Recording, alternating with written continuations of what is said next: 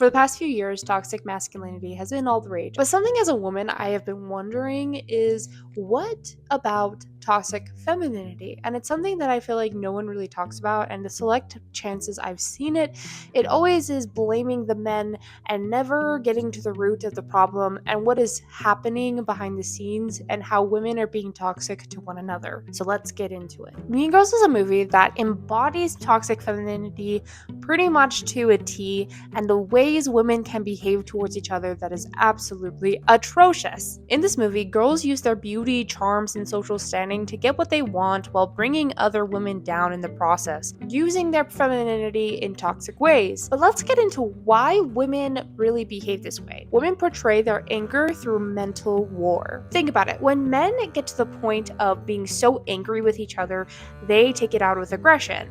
And that aggression is usually physical. And now I don't promote it, and I don't like it, but we're just stating the facts here. While women, they fight with their words. I think the greatest quote I ever read was from The Help in the book when I was 16, and it says, "Women's, they ain't like men. A woman ain't gonna beat you with a stick.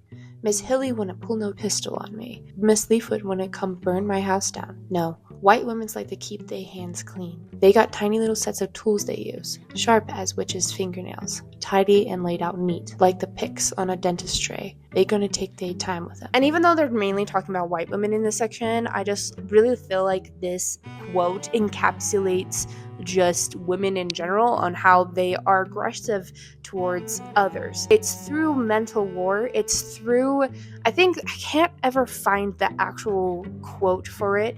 I don't know where, because I don't have the physical copy of The Help, but I remember reading it, and I might be misremembering, but I'm pretty sure it said that men could beat you to death and women could kill you without even lifting a finger. And I feel like that perfectly showcases what toxic femininity is. In Mean Girls, Cady, Regina, and Janet are all fighting each other in a secret mental war. Cady gives Regina foot cream, bars that make her gain weight, and slowly socially kill her standing with her friends in the school. Regina puts down others behind their backs or sometimes to their face while appearing nice on the surface. Janet pressures Cady to be friends with Regina, so then Janet can actually mess with her in her own way and also just gossip and blackmail about Regina and make fun of her. And then she teams up with Cady to essentially try to ruin her life. Now, they all do this because of different reasons, but it all stems from one thing that I will get to in just a second. Cady is mad at Regina for stealing her crush by using her sex appeal and charm. Regina wants to keep the social power she has and is jealous of others. And Janet wants revenge on Regina for ruining her social life. And what is the common thread through all of this anger? Insecurity. Insecurity that they're not enough and they can make up for it by bringing others down so then they can seem better than those people. And for Regina, she is pretty much the pinnacle of outward toxic femininity that's super in your face. She is beautiful and uses that to get what she wants, especially when she plays into the sex appeal, much to her father's dismay, which, by the way, really pisses me off because I really don't like teenagers being betrayed in a sexual way on films, in books, even if the actors are adults, because they're still minors. Why are we sexualizing them? I can understand to an extent of it's just portraying what girls are doing, but at the same time, we shouldn't be doing it. And if you want to hear me just ranting all about that, where I literally just talk about how sexual things are seeping into teen literature and it's disgusting, check it out after this video. Regina also uses her social standing and being nice to people to get what she wants, to make people like her so then they will do what she wants, that she will be seen as an amazing person in a sense, because if you're seen as a good person, most of the time people are going to follow you, and that doesn't always mean that person is a good person. If anyone has ever been in high school, you will realize that very fast. She then also gossips and creates an atmosphere where everyone hates her but wants to be her friend all at the same time. It goes back to social standing being very desired for a lot of people. It's a very natural and heavily researched topic that majority of humans, men or female, want to be at the top socially, because the thought process is at the top, you're seen as the best in society, at the bottom, you're seen as the worst in society. And on top of all of this, she is insecure about her social standing and how pretty she is. She literally starts having a bit of an an eating disorder because of it. She's saying she wants to lose 3 pounds when she honestly looks breathtaking. Anyways, Regina takes her femininity and uses it as a weapon towards others. Her quote-unquote niceness of saying, like, I love that skirt, where'd you get it? It's because that's how she can kind of keep morality with other women, because women really, really love it if you compliment them. And seriously, if I found out that someone complimented me and I was like, oh my gosh, someone thought I looked cute, and they were actually making fun of me behind my back, that would make me really sad. No wonder Cady was like, bitch. But anyways, this nicety takes advantage of something that's very important for women, which is empathy and socialization. Women are 86% more likely to display consistent and effective emotional self-awareness than men, and they're 45% more likely to demonstrate consistent empathy. We also have much higher emotional intelligence than men, which makes sense naturally because, like it or not, women's bodies are literally created to make babies. Sadly, not everyone can have babies, and sometimes people don't want kids, and that's totally fine. But women naturally have that more nurturing and caring nature because it's literally in our biology. There's like the joke that I see online is like, I would never want a kid, but if I hear a child yell out mom, my alert system is on guard because we want to naturally take care of them. Or if you're childless, you usually are way more empathetic and you're like a dog mom. Or if you don't have a dog or a cat or a kid, you're usually wanting to be more into taking care of others. It's just naturally what women are. And if you don't, good for you. You're rare. Is the next day my Rio woke up. So, costume change. The way women use toxic femininity is with their social standing, sexuality, gossiping, and passive aggressiveness. Just like Regina, but she's way more in your face about it, I would say, that character, than other characters. And Cady is a slow progression into toxic femininity by the way she gets consumed with revenge and insecurity and wanting to be better than Regina, or at least peg her down, because I feel like the better than Regina goal came much later, of wanting to bring down Regina to become the queen bee herself, though I don't think she genuinely did want that. I think she accidentally made that her goal. So at the beginning of the show, Cady shows a way more healthy portrayal of femininity than she does later on. It's not perfect, but it is there, and I know that she dresses like a tomboy in the beginning, but I would say that she still possesses healthy femininity in little doses. So she's humble about her outward and inner beauty. She is somewhat confident in who she is, but it gets skewed by the new environment that she's in. And when humans are in a new ballpark, they want to be accepted by the group. That is just a natural thing that humans want, and if they don't feel accepted, they immediately start feeling crappy about themselves. That's why I think on the first day when her parents ask her how it was, she immediately kind of cries a little bit and like walks away because she's feeling ostracized for the first time probably ever in her life. But during this time, she is still kind of kind to others and has a genuine thoughtfulness about her. In the beginning, she's just genuinely herself. She also has some gentleness to her, but she doesn't have the punch of having gentle strength of femininity. I would say she's more of a pushover than she is having gentle strength, because you can be strong but also be gentle and kind and meek. And quickly on the word meek, I don't mean like you're like this shy person. I think the best way I've ever heard meekness be explained is meek is really just is best explained how like the Bible is meaning meekness, which is being a warrior in a garden. You choose not to be violent, but then if you have to get violent, your sword that's in its sheath is gonna come out. And that's what I kind of mean when I say gentle strength and femininity. So her journey to get to a healthy femininity, of course, is going to be slow, and of course is going to have a lot of problems. But it's not perfect. Of course, with her being a teenager, her healthy femininity will not fully mature until she's much older, but it's there. It's blooming. But then I feel like when you're especially a teenage girl, that is when the introduction of toxic femininity really starts being displayed. That's when Janet comes in. And she has toxic femininity to her as well, but it's just different and not very in your face how Regina's is. She has a lot of insecurity because she's been ostracized from normal society, and so with that said insecurity, she uses it to bring people down, plants sees into seeing people in a bad light, making fun of others, and then eventually trying to ruin someone's life that has wronged her.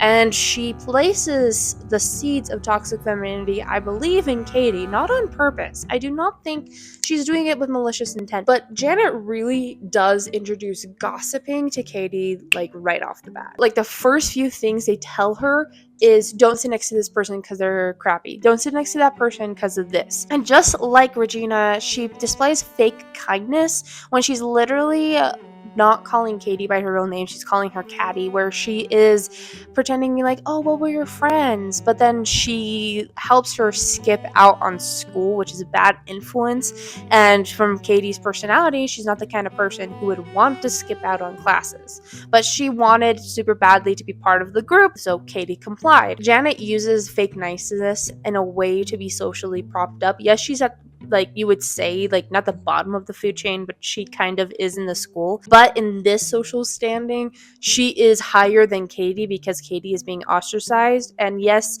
Janet is being ostracized, but she's not as badly as Cady, so it's a little bit more like a mentorship of being like, I'm better social standing than you, so you should do what I say.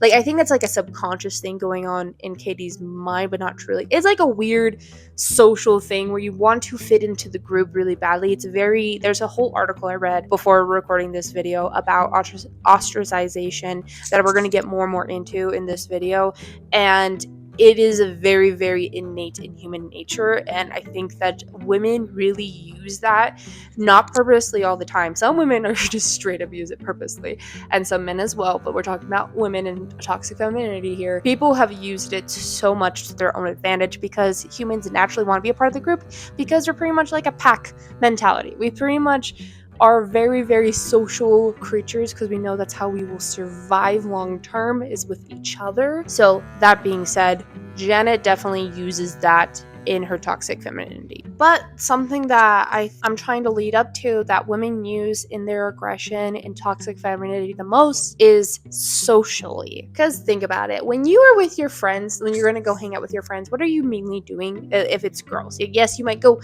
do an activity, but I feel like us girls, our main activity is the talking with our friends, is the ranting, is the trauma dumping, is the random conversations. That's how we got a lot of our dopamine.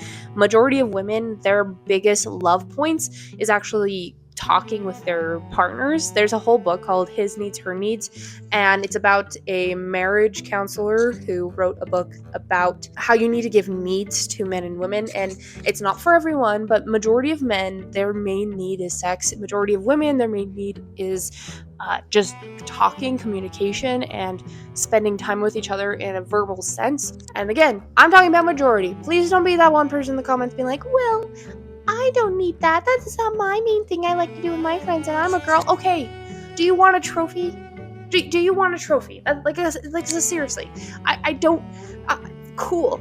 But majority of women want to just sit down with their friends and talk. I literally have had conversations with my husband. My husband wants to sit next to each other, watch a StarCraft game because my husband's a nerd. Or he wants to play video games. Or he wants to play board games.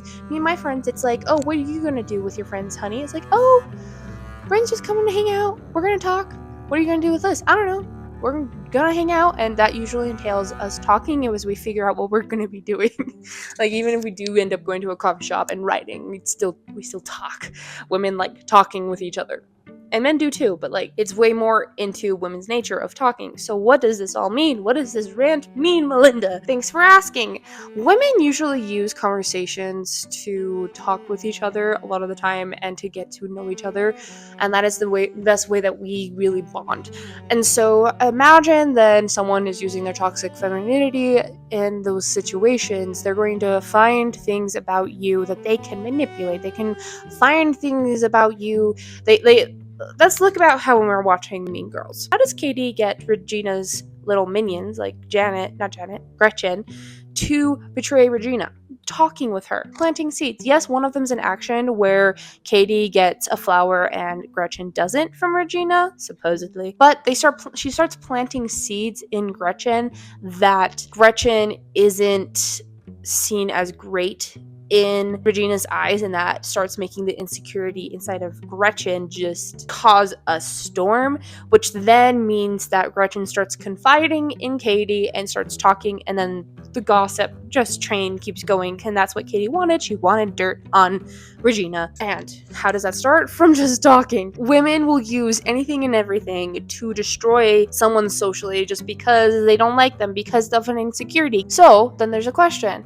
What happens when you start ostracizing someone from society? What happens when people are using this toxic femininity towards others? Well, the best example I can think of the consequences of toxic femininity really in your face in society is in The Help with Haley Holbrook and Celia Foote. Now, Haley is a character I could talk about all day, from her blatant racism, using her Christianity as a way to act like a saint, which as a Christian boils my blood. She also portrays being a master at toxic femininity. Regina really walked so Haley could run. Haley is the queen of Jackson, Mississippi. She uses her beauty, social power, and pretend kindness and generosity to manipulate and bring everyone down around her, which she does because of her insecurity. She ostracizes Celia Foote because of one reason. Celia ended up with Johnny, Haley didn't. And when you're dealing with someone with toxic femininity, taking something that they want is like a death sentence, because it gives into the insecurity they truly believe that they're not good enough. Haley instantly, when she finds out that Johnny is now with Celia, spreads terrible rumors that Celia stole Johnny from Haley, that they were cheating behind her back, and that Celia is this terrible person, and makes all these rumors about her because she doesn't like Celia, because Celia took what she wanted, which was Johnny. And it probably doesn't help that Johnny was loaded, and Haley probably wanted that, plus she was in love with Johnny. And I still to this point don't know if she was truly in love with Johnny, or if she wanted his money, or it was both, or prestige. I don't know what she wanted. Truly, that's the amazing thing about these characters. They're so three-dimensional. But Haley really did just destroy Celia's reputation, and it made Celia's life a living hell because of it. With Haley already being very popular and probably, I think, the highest standing, in a sense, in the Jackson Junior League, she got every woman around her age to be totally against Celia, and because of that, everyone else heard about it, because, gossip goes around like a fire. Haley's absolute manipulation, toxicity, and just horribleness in her toxic femininity really runs deep, where she kind of can control a lot of the social standing because of her toxicity, of her weaponizing her quote-unquote kindness, and quote-unquote, oh, she's just doing what like the Christian thing to do, which pisses me off so much. And Haley uses her feminine power in the worst way possible to ruin Celia's life, and that makes Celia want to just run away. One of the things that people really want to do when they are being ostracized is to withdraw, to pretty much run away. Being ostracized from society is very dangerous for that individual. The chances of someone wanting to unalive themselves and having those thoughts rise drastically when someone is ostracized. Anxiety shoots up, wanting to withdraw becomes even more apparent.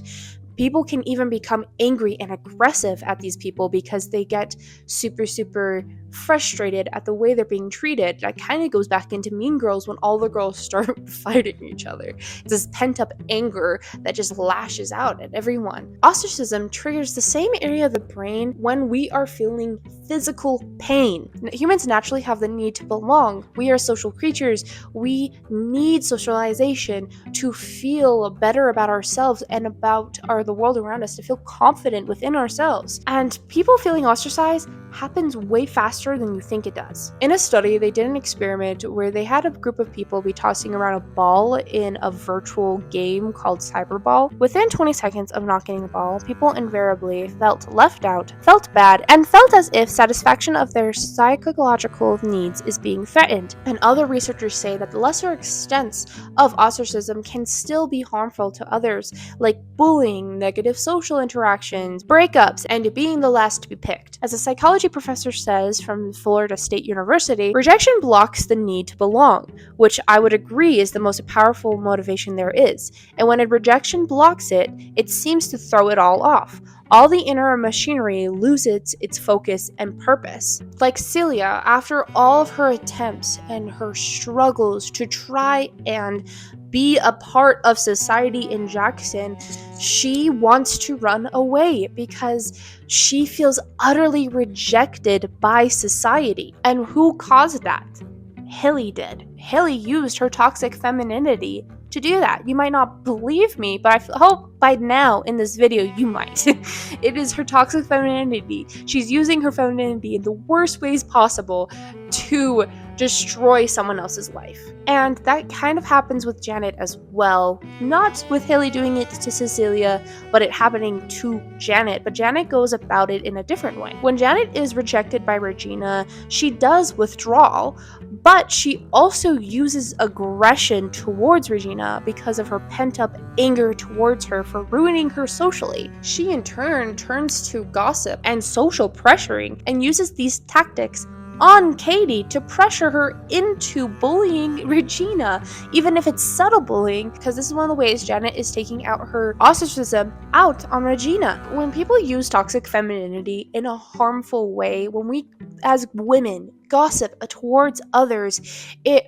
hurts others. It can turn into really bad situations. People can want to unalive themselves. People will want to withdraw. People will feel utterly terrible about themselves, thinking it's their fault, when majority of the time, except for the little percent of people who are actually psychos that you don't want to be friends with, and that's why they get quote-unquote ostracized, again, really small, like 0.001% of people.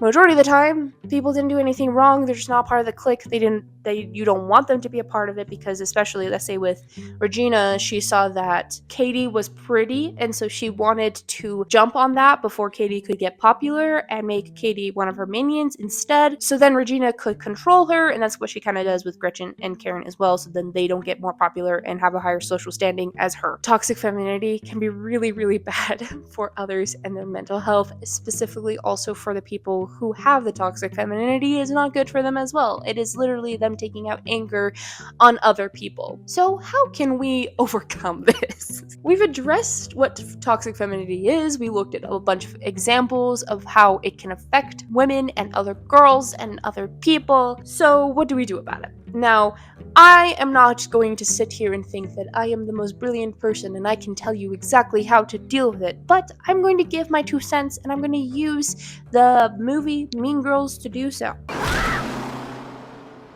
I'm kidding, not like that.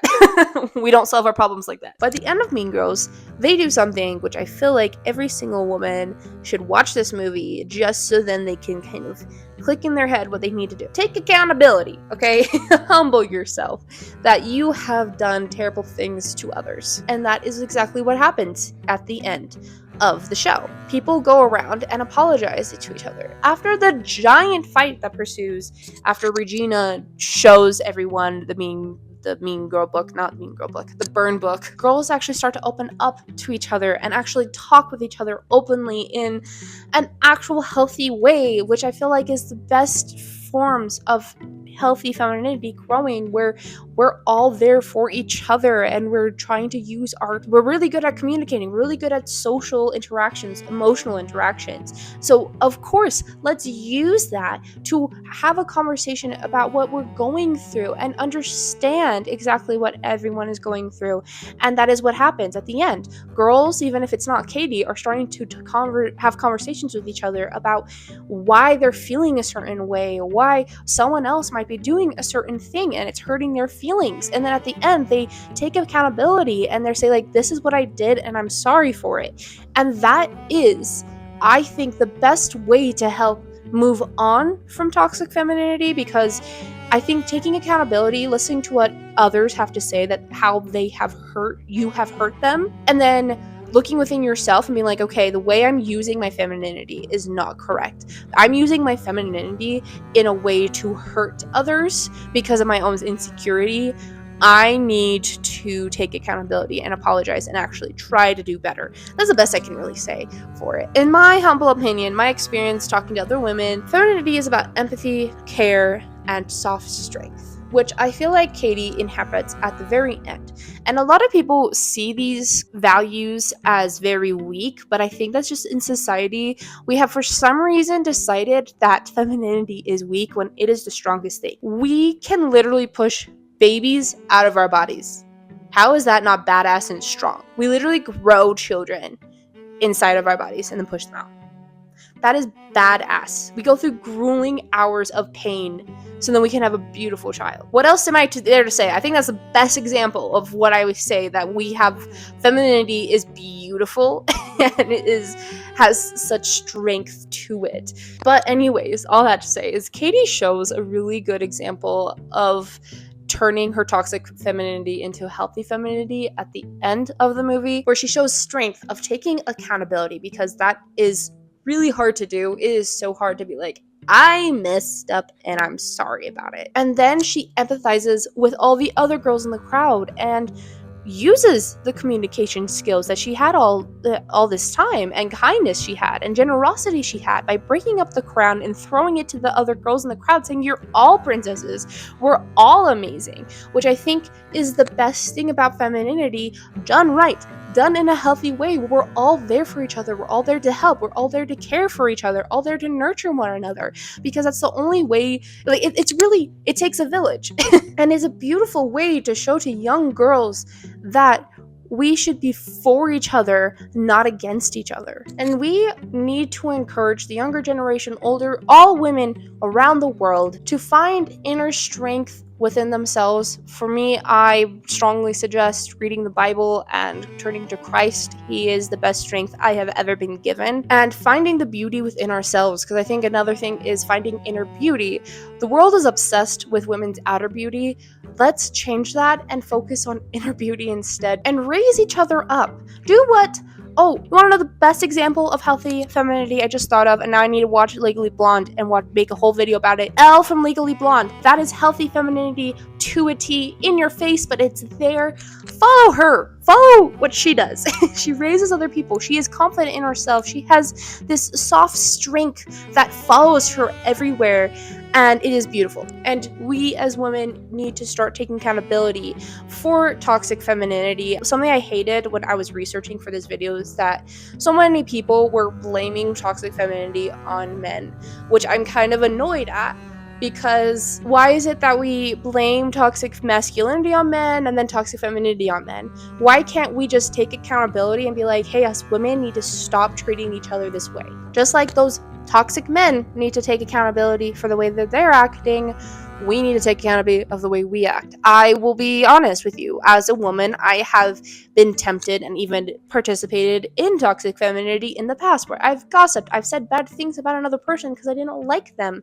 I have done similar things, and praise God that I have changed, and hopefully will stay changed. I do have weaknesses, of course, I am a sinner, but us women really need to take accountability that we are not perfect. We're going to have toxic femininity in our lives because femininity is in our lives. And femininity is just, I think I heard somewhere, like from a psychologist, is like the femininity and masculinity is the word of how to describe something, and then I think the toxic or healthy is like the adjective of it. Maybe I'm getting it really wrong. I feel like I'm really showing a bad example of how good of a writer I am right now if I'm totally wrong. Us women need to hold each other accountable, and also women, to get out your aggression, find an outlet for it. Go do kickboxing, join lacrosse, or do something maybe less aggressive if you don't want to do that. But find different outlets to get out your anger, because an anger is an emotion and you just have to find a healthy way to cope with that emotion. Anyways, I hope you guys like this video. Leave a comment down below if you agree or disagree. Debate is encouraged, and just don't be mean to each other. We literally went over a whole video about don't be mean to each other. And if you're interested in sexualization seeping into YA books, aka teen books, you can check out this video right here. Now remember today to go outside, touch grass, read a book, and remember, God loves you.